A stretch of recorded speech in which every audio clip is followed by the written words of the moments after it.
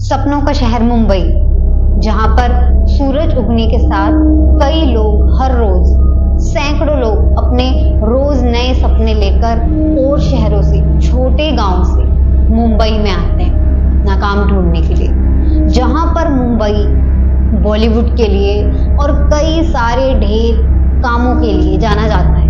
यहाँ पर लोग क्योंकि अपने सपने लेकर अपने फ्यूचर को बनाने के लिए आते हैं और इसी भीड़ भाड़ के चलते लोग अक्सर यहाँ पर घरों की तलाश में रहते हैं। यहाँ तक कि कई लोग अपने घरों की तलाश में अगर उनको अच्छा घर नहीं मिलता है तो वो कुछ टाइम के लिए एडजस्ट भी करते हैं और ज़्यादातर लोग यहाँ पर छोटा मोटा काम मिलते ही अच्छे घरों की तलाश में रहते हैं, क्योंकि यहाँ अक्सर घर काफ़ी छोटे छोटे हैं।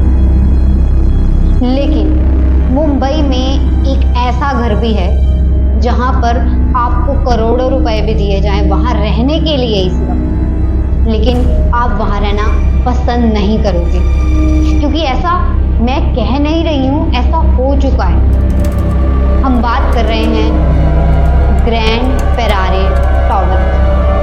नमस्कार दोस्तों, आप सुन रहे हैं प्रालौकिक रहस्य और आज प्रालौकिक रहस्य में हम आपके लिए एक और नया गहरा रहस्य लेके आए हैं। ये रहस्य है मालाबार हिल्स मुंबई की। Malabar hills south Mumbai. यहाँ पर 3 टावर है और इन तीनों टावर्स का नाम है ग्रैंड फेरारी होटल्स। यानी कि ये 3 बिल्डिंग्स हैं जो कि लोगों के रहने के लिए ही बनाई गई थी। यहाँ पर लोग अपना अपना फ्लैट खरीद कर, कोई किराए पर तो कोई अपना पर्सनली खरीद कर यहाँ पर अपनी फैमिली के साथ रहते थे। लेकिन कुछ ऐसा हुआ पिछले कुछ बीते सालों में कि इसमें से एक बिल्डिंग ज्यादातर अब बिल्कुल खंडर ही पड़ी है। आखिर हुआ क्या इस बिल्डिंग में? इतनी महंगी बिल्डिंग, इतने पैसे लगाकर बनी हुई बिल्डिंग और रहने में भी काफ़ी अच्छी खासी लोकेशन पे ये बसी हुई है, लेकिन आज लोगों को अगर यहाँ पे लाखों करोड़ों रुपए भी दिए जाए रहने के, तब भी लोग यहाँ पे फ्री में रहना बिल्कुल पसंद नहीं करेंगे। जबकि यहाँ पर हर एक चीज़ की सहूलियत है, लिफ्ट है, पानी है, बिजली है, हर एक अच्छा फर्नीचर भी है। ये जो बिल्डिंग है ये बनी थी 1975 में। 1975 में ये बनकर तैयार हुई और यहाँ पर जैसे आम फैमिलीज रहती हैं वैसे ही यहाँ पर एक फैमिली रहने आई, दलाल फैमिली। दलाल फैमिली में यहाँ पे 3 जनरेशन्स रह रही थी, दादा दादी और उनके बच्चे और उनके बच्चों के बच्चे। अब ये तो दलाल फैमिली थी, इसमें जो 2 बुजुर्ग थे, एक तो थे पुरुष जिनका नाम था वसुदेव दलाल और दूसरी उनकी वाइफ तारा दलाल। एक दिन अचानक 1998 में वासुदेव दलाल और तारा दलाल, ये जो ग्रैंड फेरारे बिल्डिंग थी, इसकी जो तीसरी बिल्डिंग है, उसकी तीसरी बिल्डिंग के 8वें माले पर जाकर वो लोग छलांग लगा देते हैं। और 8वें माले से कूदना कोई आम बात नहीं है, आदमी किसी ना किसी प्रेशर में आके ही ऐसा काम करता है। खैर, जब लोगों को पता चला, आसपास के लोगों को, तो पुलिस ने सारी इन्वेस्टिगेशन की। तो इन्वेस्टिगेशन में पता लगता है उनको एक लेटर मिलता है इनके घर में से, वो इनके बेटा और इनकी बहू को भी नहीं पता था। वो लेटर मिलता है जिसके अंदर लिखा गया था कि उनको जो है उनके बहू के और उनके बेटे के द्वारा प्रताड़ित किया जा रहा है, उनको परेशान किया जा रहा है, जिसके चलते वो डिप्रेशन में आके यहाँ से छलांग लगा रहे हैं। अब जब ये चीज पुलिस को पता लगती है तो पुलिस उनके बेटे को और बहू को गिरफ्तार कर लेती है। लेकिन बेटे और बहू की गिरफ्तारी पर आसपास के लोगों के बातें करने पर, बताए जाने पर पता लगता है कि बेटा और बहू तो ऐसे थे ही नहीं। वहां पर एक नहीं कई लोग उनका साथ देते हैं कि बेटा और बहू ऐसे बिल्कुल नहीं थे। और खुद बेटा और बहू से बात करने पे पता चलता है, उनके बच्चों से बात करने पे पता चलता है कि ऐसा बिल्कुल भी नहीं था कि दादा दादी को उनके बेटा या बहू उनको परेशान कर रहे थे। खैर, कोर्ट में फैसला चलता है। उनकी जो सुनवाई थी अगली, वो 2005 में थी। यानी कि कोर्ट जो है इस फैसले पे आना था 2005 को कि शायद उनको जेल हो सकती थी या उनको कोई सजा मिल सकती थी गहरी। खैर, लेकिन 2005 में जिस दिन उनको फाइनल अपनी सुनवाई पे कोर्ट में पहुंचना था, तो वो अपनी कोर्ट में उस दिन तारीख पर टाइम पे नहीं पहुंचते हैं। अब पुलिस देखती है कि वो कोर्ट में नहीं पहुंचे हैं टाइम पर, तो पुलिस के कुछ अधिकारी उनकी बिल्डिंग में विजिट करने आते हैं, लेकिन वहां जाते ही पुलिस के पैरों तले जमीन खिसक जाती है, आंखें खुली की खुली रह जाती है। होता एक्चुअली कुछ यूं है कि वो वहां जाकर देखते हैं कि उनकी बहू सोनल और बेटा बालकृष्ण दोनों ही तीसरी बिल्डिंग के ही 8वें माले से कूदकर जान दे चुके थे। और वो अकेले नहीं थे, उन्होंने अपनी बच्चे को गोद में उठाकर जान दी, यानी कि ये पूरा का पूरा परिवार मर चुका था। एक ही परिवार के 5 लोगों ने इन सालों में जान दे दी। कोर्ट काफी हैरान थी, आसपास के लोग काफी ज्यादा हैरान थे। खैर, अगर आपको लग रहा है कि ये एक साधारण सा मामला है कि फैमिली में कुछ इश्यूज हुए और एक जो 2 कपल्स हैं उन्होंने डिप्रेशन में आके जान दे दी और दूसरों ने कोर्ट से बचने के लिए जान दे दी, तो ऐसा बिल्कुल नहीं है, क्योंकि अगले ही कुछ सालों के अंदर और भी कुछ भयानक होने वाला। बात है 2000 की। यहाँ पे एक सर्वेंट जो कि यहाँ पर काम करते थे, बिल्डिंग में सारा मैनेजमेंट देखते थे, उनका नाम था नारायण दास। 2000 में उन्होंने एक रहस्यमय तरीके से सेम यही बिल्डिंग ग्रैंड पेरारे की जो तीसरी बिल्डिंग थी उसके 8वें माले से उन्होंने छलांग लगा दी। इन्वेस्टिगेशन करने पे कोई भी पुख्ता सबूत नहीं मिल पाया कि उन्होंने किस वजह से छलांग लगाई, क्योंकि सब कुछ ठीक चल रहा था। उनकी सैलरी भी काफी अच्छी खासी थी, कम सैलरी नहीं थी कि यही 20-30 हज़ार या 25-30 हज़ार, काफी अच्छी खासी अमाउंट में वो पैसा कमा रहे थे। उनका छोटा सा एक परिवार था, वो भी बिल्कुल अच्छे खासे माहौल में रह रहा था, किसी भी तरीके की तंगी नहीं थी, ना ही उनको किसी भी तरीके का प्रेशर था ऑफिस की तरफ से। उन्होंने यहाँ से 2000 में सेम बिल्डिंग 8वें माले से उन्होंने सेम कमरे से छलांग लगाई। उसके बाद ये मामला यहीं पर नहीं रुका, आगे बात पहुंचती है 2005 के बाद 2008 में। 2008 में यहाँ पर एक 8 साल की बच्ची ग्रैंड पेरारे की तीसरी बिल्डिंग 8वें माले से वो दोबारा छलांग लगाती है। अब ये मामला बहुत ज्यादा गंभीर होता जा रहा है।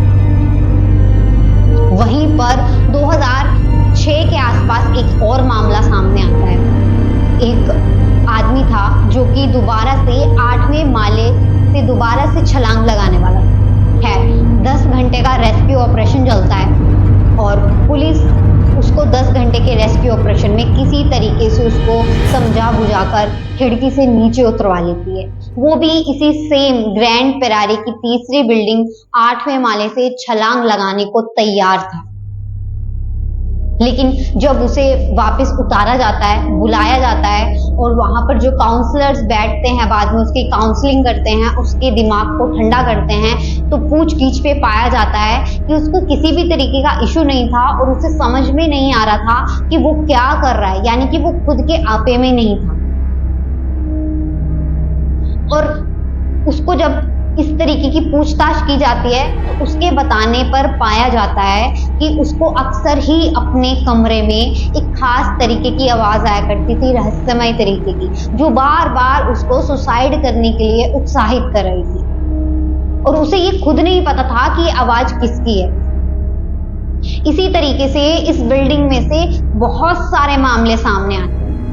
एक बिल्डिंग के लिए स्पेशल काउंसलिंग टीम बिठाई जाती है ताकि इस बिल्डिंग के जितने भी लोगों को ये सब फील हो रहा है, महसूस हो रहा है, वो सभी इस काउंसलिंग को अटेंड करें और अपनी मानसिक स्थिति को सुधारें। उस काउंसलिंग में 100 से भी ज्यादा इस बिल्डिंग के लोग पहुंचते हैं और वो सभी डिप्रेशन में थे। अब गवर्नमेंट को समझ में नहीं आ रहा था कि आखिर इस बिल्डिंग में हो क्या रहा है। तभी एक मामला और सामने आता। बहुत सारे लोगों का दावा था कि उन्होंने अक्सर 8वें माले पर एक लड़की को गुजरते हुए देखा और ये लड़की बेहद बदसूरत और बहुत भयानक तरीके से दिखाई देती है, नॉर्मल लोगों से बिल्कुल अलग। लोगों का ये भी कहना था कि इस बिल्डिंग में जो लिफ्ट है वो 8वें माले पर पहुंचते पहुंचते स्लो हो जाती है और 8वें माले पर आकर रुक जाती है, ना तो वहां पर से आगे जाती है ना नीचे उतरती है, सिर्फ 8वें माले पे ही रुकी रहती है और बहुत बार लोगों को सीढ़ियों का ही इस्तेमाल करना पड़ता है। और इसके चलते धीरे धीरे लोगों ने ये जो ग्रैंड फेरारी की तीसरी बिल्डिंग थी इसको धीरे धीरे करके खाली करना शुरू कर दिया, क्योंकि यहाँ पर रहने वाले लोगों का कहना था कि अक्सर यहाँ पर उन्होंने लोग किसी रहस्यमय तरीके से आवाजों में लोगों को बातें करते हुए सुना है, जो यहाँ पर इन हत्याओं के बाद यहाँ पर लोग रहने के लिए दोबारा आने की कोशिश करते थे, जो इन चीज़ों को नहीं मानते थे। उन्होंने भी इस चीज़ का दावा किया है कि 8वें माले पर उन्होंने अक्सर जो कमरा यहाँ पर सील कर दिया गया था, जिससे अक्सर कई लोगों ने कूद कर अपनी जान दी है, सुसाइड किया है, तो वहाँ पर से उन्होंने कुछ लोगों की आवाज़ आती हुई सुनी है, बहुत रहस्यमय तरीके से। मान लो जैसे वहाँ कोई बैठकर मीटिंग कर रहा हो, बात कर रहा हो, और वो फुसफुसाहट बहुत ही भयंकर और डरावनी थी सुनने में। और कई बार यहाँ पर कई तरीके की खड़खड़ाहट की आवाज़ सुनी है, मान लो जैसे कोई सीढ़ियाँ चढ़ रहा हो, कोई खेल रहा हो, अजीब तरीके की रहस्यमय आवाज़ें। और इसी के चलते यहाँ पर एक पैरानॉर्मल टीम भी बुलाई गई। तो जब ये पैरानॉर्मल टीम, जो कि गोस्ट एक्सपर्ट्स होते हैं, वो अपने कुछ गैजेट्स लेके आते हैं इलेक्ट्रॉनिक, जिससे पता लगता है कि खास तरीकों की तरंगों से कि यहाँ पे कोई नेगेटिव एनर्जी तो नहीं है, तो उनके जो गैजेट्स थे उसके अंदर भी ये पाया गया कि यहाँ पर एक खास तरीके की एक अलग ही नेगेटिव वाइब्रेशन है। तो ये इसके चलते जब पैरानॉर्मल टीम ने भी इस चीज़ के ऊपर स्टैंप लगा दी कि 8वीं मंजिल में नेगेटिव एनर्जी है, उसके बाद ये जो बिल्डिंग है ये बिल्कुल पूरी तरीके से खाली हो गई। आज के टाइम पे ये बिल्डिंग बिल्कुल खाली पड़ी है, खंडर पड़ी है। यहाँ पर सामान जैसा था कुछ लोगों का वैसा ही पड़ा है, जबकि ये बिल्डिंग देखने में बहुत सुंदर थी। खैर अभी तो इसमें काफ़ी सारा जो सामान है वैसे का वैसा पड़ा है, बिल्कुल खंडर हो चुकी है, बिल्डिंग यूं की त्यों ही खड़ी है, लेकिन यहाँ पर रहने के लिए कोई भी तैयार नहीं। और यहाँ के सामने, बिल्डिंग के सामने जितने भी लोग रहते हैं जो नाइट ड्यूटीज करके जाते हैं, उनका कहना है कि अक्सर उन्होंने 8वें माले की जो 8वां माला है, जो तीसरी बिल्डिंग का 8वां माला है, वहाँ पर अक्सर उन्होंने एक लड़की को खड़े हुए देखा है बिल्डिंग के जो बालकनी में 8वें माले पे। और वो लड़की को देखकर उनकी आंखों में से अपने आप आंसू निकलने लगते हैं, अजीब तरीके की घबराहट होने लगती है, और वो लड़की उनको पास आने के लिए बुलाती है। और ये लड़की काफी ज्यादा बड़ी नहीं है उम्र में, कच्ची सी उम्र की लड़की है। और जब इस चीज का पता लगाया गया तो पता लगता है कि जब ये बिल्डिंग बनी थी उसके कुछ टाइम में ही यहाँ पर एक लड़की रहने के लिए आई थी, जॉब करने के लिए आई थी मुंबई में। लेकिन कुछ लोगों ने मिलके उसके साथ काफी दरिंदगी की थी, जिसके चलते वो लड़की मर गई थी। उसको लड़की को उन्होंने दरिंदगी के बाद उसको आग लगाकर वहीं 8वें माले पे मार दिया था, जिसके बाद उसको वहां ना तो कोई बचाने के लिए आया, ना उसकी आगे कोई कार्रवाई हुई, ना ही उसके जो गुनहगार थे उनको पकड़ा गया। कहा जाता है कि आज भी उस लड़की की आत्मा, जिसने कई लोगों को अपनी चपेट में ले लिया, क्योंकि वो उसी 8वें माले पर ही रहती थी, उसी कमरे में, उसी स्पेसिफिक रूम में रहती थी, जिसपे से कई लोगों ने आत्महत्याएं की, अपनी जान दे दी वहां से कूदकर। तो आज उस लड़की के साथ वहां पर जो आत्माएं मर चुकी हैं बिना किसी बात के, उनका कोई गुनाह भी नहीं था, माना जाता है कि वो लड़की के साथ अब जितनी भी अतृप्त आत्माएं हैं आज भी इस ग्रैंड फेरारी तीसरी बिल्डिंग 8वें माले पर रहती हैं, और वो इंतजार कर रही हैं अपने साथ और भी लोगों का आने का, क्योंकि इन आत्माओं की टेंडेंसी होती है जो अचानक मौत मर जाती हैं, वो चाहते हैं कि हम अकेले ना रहें, हमारे साथ और भी लोग आए। तो अगर आप भी मुंबई जाते हैं या आप मुंबई से ये वीडियो देख रहे हैं तो मुझे कमेंट करके ज़रूर बताइएगा कि आपने इस बिल्डिंग को विजिट किया है, क्या आपने इसके बारे में कोई और कहानी सुनी है, क्योंकि अक्सर लोगों ने यहाँ पर एक लड़की को बालकनी में खड़े हुए देखा है। इस ग्रैंड फेरारी के साथ और भी मेरी बहुत सारी कहानी है, लेकिन वो कहानियां मैं अगली और किसी वीडियो में आपके साथ डिस्कस करूंगी। अगर आपको आज का वीडियो अच्छा लगा तो मुझे कमेंट में ज़रूर बताएं। और हाँ, अगर आपकी कोई पर्सनल कोई भी कहानी, अगर आपको लगता है कि आपके साथ कोई हादसा हुआ है, आपके फ्रेंड के साथ हुआ है या कोई भी हादसा हुआ है, तो मैं आपको अपने डिस्क्रिप्शन बॉक्स में अपना जीमेल आईडी दे रही हूँ। आप उसमें मुझे हिंदी में भी लिख सकते हैं आप मुझे इंग्लिश में भी अपनी स्टोरी बता सकते हैं और मैं आपको वादा करती हूँ कि वो स्टोरी मैं आपको अपने चैनल पे आपके नाम के साथ, अगर आप चाहेंगे तो उसे मैं बिल्कुल अपने शब्दों में ज़रूर सुनाऊंगी। और आज का वीडियो अगर आपको अच्छा लगा हो तो अपने दोस्तों के साथ शेयर कीजिए, चैनल को सब्सक्राइब कीजिए। और अगर मेरी वीडियोस पे 1000 से ज़्यादा लाइक आते हैं तो मैं कुछ ही दिनों में अपने एक्सपीरियंस, अपनी आप बीती जो मेरे साथ मेरी लाइफ में हुई है, हॉन्टेड एक्सपीरियंस, उन किस्सों को ज़रूर शेयर करूँ, क्योंकि मुझे पता है कि सभी के साथ कोई ना कोई किस्से होते हैं और मेरे साथ भी हुए थे। तो अगर आप चाहते हैं कि मैं अपने किस्से आपके साथ शेयर करूं अपने शब्दों में, हॉन्टेड किस्से, तो आप इस वीडियोस को ज़्यादा से ज़्यादा शेयर कीजिए, सब्सक्राइब कीजिए और कमेंट में बताइए। Thank you.